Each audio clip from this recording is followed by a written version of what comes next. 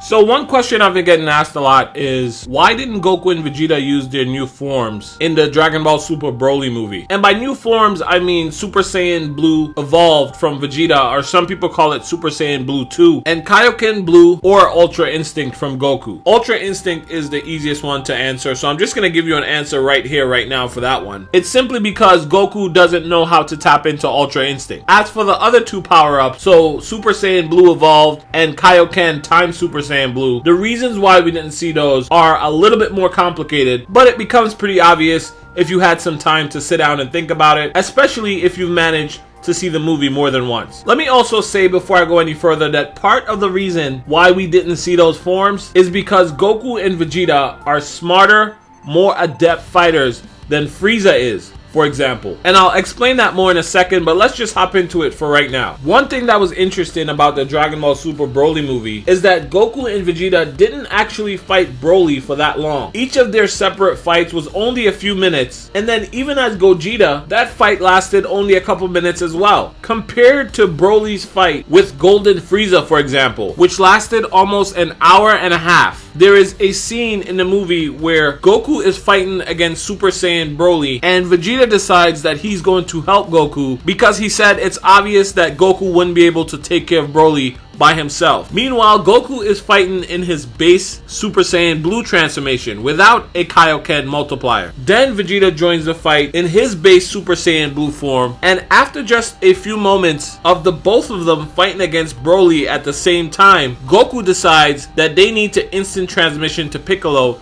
to learn the fusion dance. This wasn't because they weren't individually stronger than Broly up to that point, and I'll explain that more in a second, but it's because both Goku and Vegeta realized Broly's secret, something that even Broly was likely unaware of himself. Goku and Vegeta realized that whenever they transform, so they boost their own power levels, Broly is then able to learn, adapt, and push his own power level to match their new stronger power level and then overcome it. So it wouldn't make sense for Vegeta to transform to his evolved blue transformation, for example, because Broly would just do the same thing. He would be able to match that transformation and then eventually overcome it. In that moment, Goku and Vegeta, being the smart and experienced fighters they are, knew that the only way to defeat Broly was to take their power levels to a realm where Broly simply could not compete. They could dominate him before he had enough time to reach their power level, and that is if he's even capable of reaching their power level. So that's why they decided to employ fusion over using Kaio-Ken or Super Saiyan Blue Evolved. Now, I hope that's a straightforward enough answer for you, but I know some of you guys aren't convinced, and there's actually even more evidence to solidify this as the truth, so stick with me a little bit longer and give me a chance to better explain. Consider this for a second. Golden Frieza is much weaker than Super Saiyan Blue Evolved Vegeta. How do we know this? We know this because in the Tournament of Power, God of Destruction Toppo was able to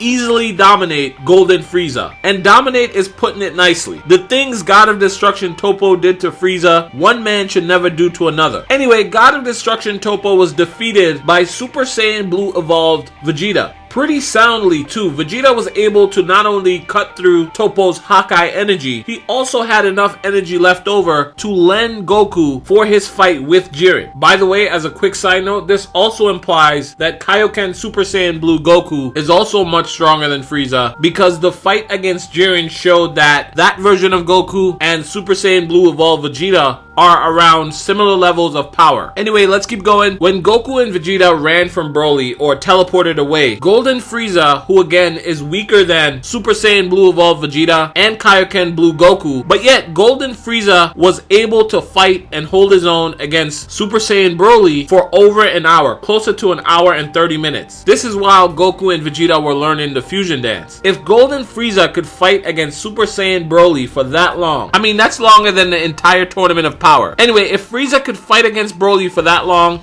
at that power level, it implies that Broly's Super Saiyan power level was nothing Goku or Vegeta individually couldn't handle on their own. Again, this is because Golden Frieza is weaker than Goku and Vegeta in their max forms. But yet, Goku and Vegeta chose to teleport away. They chose to run from someone they were clearly still much stronger than, because they knew if they continued to power up, it'll only push Broly to get even stronger than they were. Now, Frieza being as arrogant as he is, and also not being able to sense ki as well as Goku and Vegeta can, didn't notice this about Broly. And so that's why Frieza thought he had a chance, when the reality is Golden Frieza had no chance. If he had managed to unlock new power, let's say he was training after the Tournament of Power, the more he powered up, the more Broly would have matched him, eventually overpowering him and then winning the fight. Anyway, I had to make this video because I was asked this question so many times. That's it for me. If you enjoy or appreciate the content,